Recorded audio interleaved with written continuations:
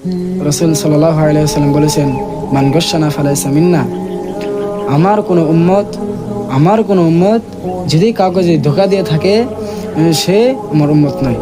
রাসূল সাল্লাল্লাহু আলাইহি ওয়াসাল্লাম বলেছেন যে কোনো ব্যক্তি মানে একে অপরের কাছে কিছু কথা বলছে বা কিছু গভীর সম্পর্কে ছিল, তো কিছু জন্য পয়সা নিয়েছিল, এগুলোর মধ্যে যদি কেউ ধোঁকা দিয়ে থাকে তাহলে সে নবী সাল্লাল্লাহু আলাইহি ওয়াসাল্লামের উম্মত নয়।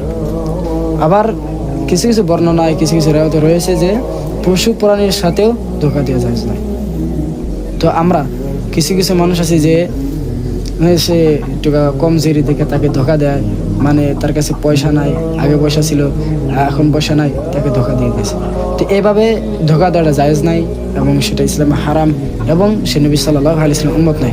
মানে এক কথায় বলতে গেলে সে কিয়ামতের দিন, মানে বিচারের মাঠের দিন, সেই দিনে নবী সাল্লাল্লাহু আলাইহি ওয়াসাল্লামের সেবাত পাবে না।